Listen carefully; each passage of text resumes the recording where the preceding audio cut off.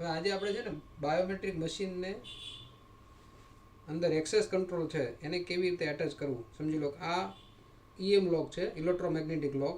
અહીંયા આપણે એનો ડેમો મૂક્યો છે. આ એની સાથે એટેચ થશે. આ ડોરમાં લાગશે અને આ ઉપરની ગ્રીપમાં લાગતું હોય છે.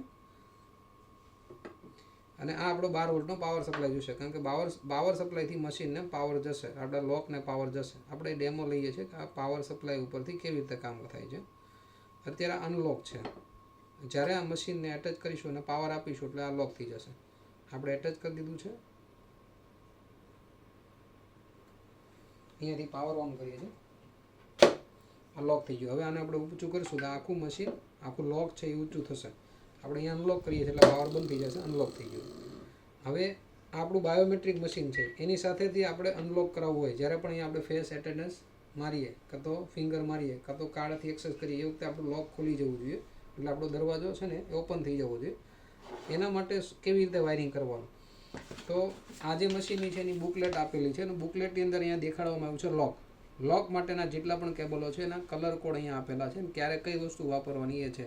તો આપણે જરૂર પડશે એક તો એનો ગ્રાઉન્ડ જે હોય, તો ગ્રાઉન્ડ આપણે અહીંયા બતાવવામાં આવેલો છે. ગ્રાઉન્ડ છે એનો કલર છે ગ્રે, અને એક લોકનો ડોર લોકનો કોમન કેબલ છે એનો બ્રાઉન અને બ્લેક કલર છે. તો બ્રાઉન કલરનો કેબલ છે એમાં બ્લેક લાઇનિંગ છે. આ બેને આપણે જોઈન્ટ કરી અને નેગેટિવ સાથે પાવર સપ્લાયના માઇનસ સાથે આપવાનું છે. તો પહેલાં આપણે અહીંયા જોઈ લઈએ. આ બ્રાઉન બ્લેક છે અને આ ગ્રે કલર છે. આ બેને આપણે જોઈન્ટ કરી દઈએ એક સાથે અને આ પાવર સપ્લાયનો જે કેબલ છે એની સાથે આપણે એટેચ કરી દઈએ છીએ. હવે આપણે આમાંથી જોઈએ છે આ જે લોક હોય એને ઓપન કરાવવું છે. તો અહીંયાથી આપણે નોર્મલી ક્લોઝ કરાવવું છે, એટલે આ જે છે એને ક્લોઝ કરવું છે. એટલે અહીંયા NC નોર્મલી ક્લોઝ, અને એનો કલર છે પર્પલ બ્લેક. તો પર્પલ બ્લેકના જે કલર છે એને આ મશીનના માઇનસને એની સાથે એટેચ કરવાનું છે. તો પર્પલ બ્લેક આવ્યો આપણે, એને આપણે અહીંયા એટેચ કરી દીધું. આ એટેચ કરતાં એને પાવર મળી ગયો છે અને મશીન લોક થઈ ગયું છે. આપણું ડોર લોક થઈ ગયો. હવે જ્યારે પણ આપણે સમજી લો ફિંગરપ્રિન્ટ કે બાયોમેટ્રિકમાં એટેન્ડન્સ કરશું એટલે એ વખતે આપણું ચાલુ થઈ જશે.